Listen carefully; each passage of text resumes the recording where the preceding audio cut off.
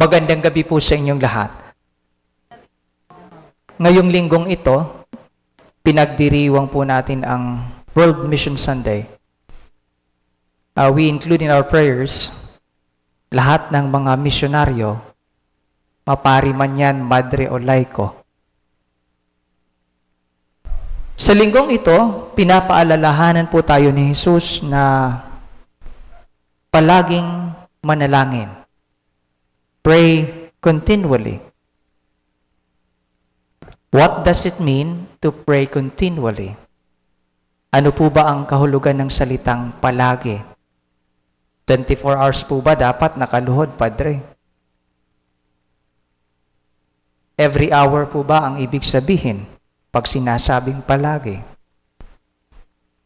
Alam po ninyo, kaming mga kaparian, malaking bahagi ng paghuhubog sa amin ang turuan kaming magdasal, hindi lang simpleng magdasal, kundi magdasal palagi.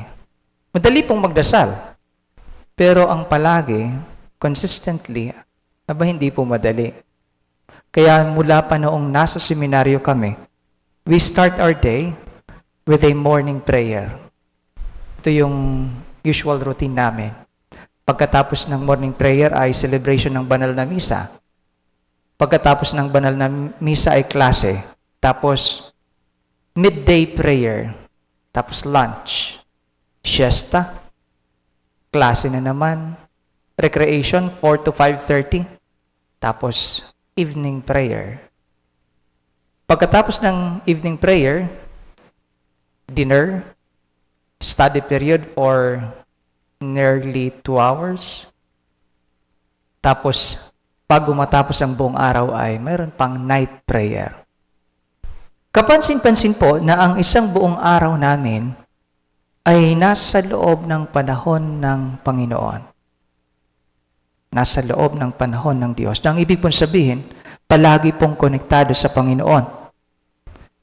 And so, pag sinasabi pong palaging magdasal, ibig pong sabihin na sa lahat ng panahon, sa lahat ng okasyon, sa lahat ng desisyong pipiliin, tayo po dapat ay konektado sa Panginoon. Yung ginamit na term sa gospel ay araw-gabi. Maganda pakinggan, parang kanta. Araw-gabi, araw-gabi. All the time, magdasal po. Araw-gabi. Bakit kaya kailangang magdasal araw-gabi? Palagi. Sa ating unang pagbasa, inyo pong narinig ang kwento. Ang unang pagbasa po ay mula sa aklat ng Exodo. At ito po ay tungkol sa kwento ni na Moises at ng mga Israelita laban sa mga Amalekites. So mayroong giyera, parang giyera, war. At si Moises, nasa tuktok ng burol, kaninang umaga pagkabasa ko burol Sabi ko, parang mali.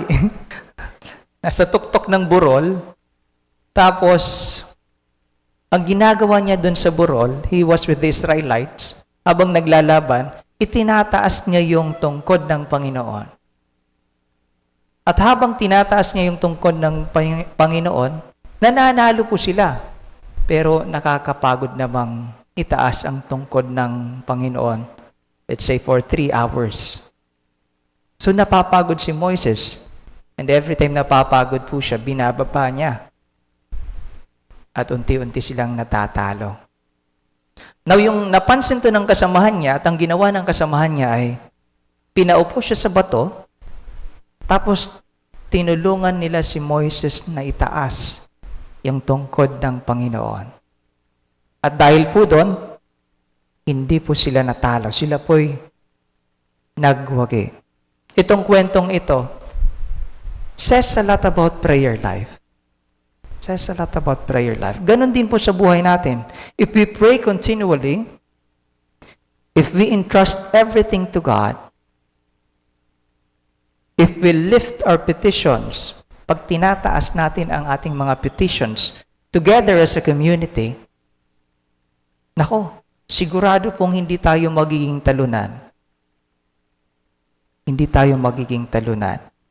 Sabi nga po sa sulat ni San Pablo sa mga taga-Roma, chapter 8, verse 31, sabi ni San Pablo, if God is on our side, no opposition can truly succeed. Sa Tagalog po, kung nasa panig natin ang Diyos, walang kalaban ang tunay na magtatagumpay.